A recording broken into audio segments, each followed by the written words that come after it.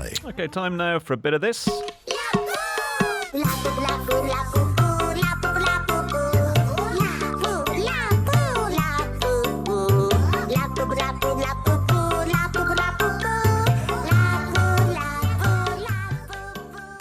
Yeah, Labubu-nomics. Richard created quite a stir wearing a Labubu as a pocket square yesterday, and he is not alone. Around the world, there have been queues and fights of people who've tried to get their hands on the little furry gremlin dolls. Josh Gilbert from eToro was telling us earlier that the company behind it, PopMart, one of the best performing stocks on the Hong Kong market this year.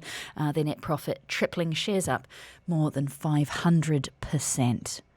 So if you're a retailer, how do you cope with all of that? We are joined by one Labubu broker. He is Karan Shah, and he is the owner and CEO of HypeSelection. Karan, it's lovely to see you. Good morning. Morning, Brandy. Thanks for having me. When did Lulu Mania start for you? So I want to say it kicked off. It kicked off last year. Around April 2024 is when, so Labubu has been around for a while, but April 2024 is when it sort of got in the hands of influencers. There was a certain K-pop star who started doing some unboxing on her TikToks, and it started becoming viral, but essentially it got viral in Asia initially. So we caught the trend. You know, we had a little bit of an instinct saying that maybe let's try it down over here. And then we were the first stores to actually stock it around October 2024. So that's when it started for us. Right. And what have you seen this year? Because I feel like there's been sort of a rebirth into public consciousness recently. No, absolutely. So when we initially launched it, of course, it was quite a niche community. Collectors, if you know, you know. So people who knew about Labubus, they would come by and then they would buy. So we would be selling small quantities, but of course, what's happened in April and May is almost unprecedented. Demand's has gone off the roof. You experience this in this industry once every couple of years, whether it's with something to do with sneakers or collectibles. This has just happened, creeped out of nowhere. Okay, so quantify that demand for me. How many are you selling? A day, a week? Right. So initially, we would do maybe 5 to 10 pieces a week in October, November. Month on month, things started doubling. But now you're almost talking upwards of, 500 to 700 units in a week. You would probably do, on a good day, you'd probably do 250, 300 units in a day. And this is in May. So this is April, May. From 50 in a month, you're talking about upwards of 3K, 3,500 units. How do you keep up with that?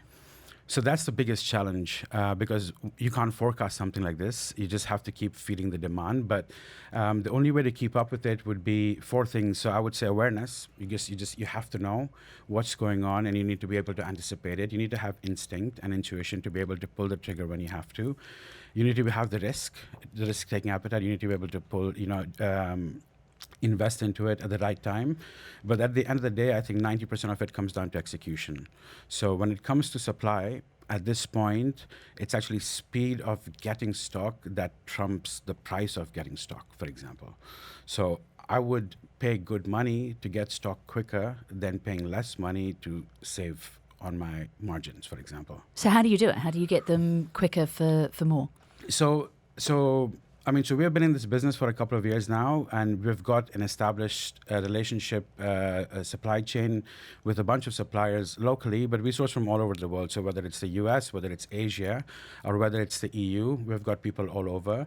We deal with a couple of suppliers who secure stock for us, and, we've got relationships with them. So it's almost like an everyday thing or twice a day where you have to call in, put in orders, and get stock secured for the next morning, for example. So it's almost like a day-to-day thing, but then you also have to be calculative because you can't overinvest. So have you got stock turning up every day for this?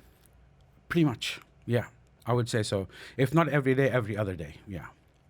How much competition is there? Because you won't be the only ones making these phone calls. Everyone wants them. How much competition is there for the stock? There is quite a bit. So now if you see, it's become mainstream, right? So it's transcended businesses. So you've got coffee shops selling them. You've got tailoring shops selling them. You've got a buyer shop selling them. So anyone and everyone who has retail is selling a Labubu. So you've got restaurants selling them as well. So everyone's doing it, but then again, it just comes down to if you know the right people and you're able to make the right phone calls, and if they're the ones who you have built trust for the past couple of years, you're able to secure stock with them. So it's almost like a trade secret, who we deal with. But there are a few people who manage to get stock, and they've got supply chain on lockdown. So it's whether shipping 50 boxes of these or 300 units of this in a day. It's possible. And as you mentioned there, you don't want to be left holding a load of them when the trend moves on. How much do you keep an inventory then? Are you keeping that light? So look, to be very honest, again, we can't forecast how much do we keep. So there have been days where we sell out in the first couple of hours, and then we're left, scrambling, and what do we get more?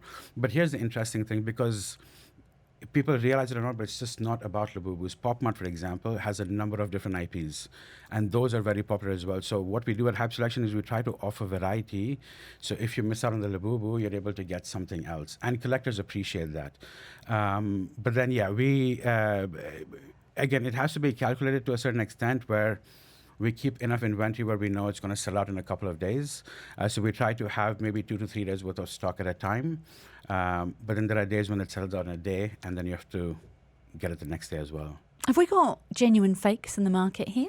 Yes, a lot. So we've got customers coming in saying they have spent upwards of 300, 400, 500 dirhams buying something on a website, got it delivered, and it turns out it's fake. And there are a number of ways to check whether they're fake or not. But again, with all things popular and trendy, there are fakes that come out.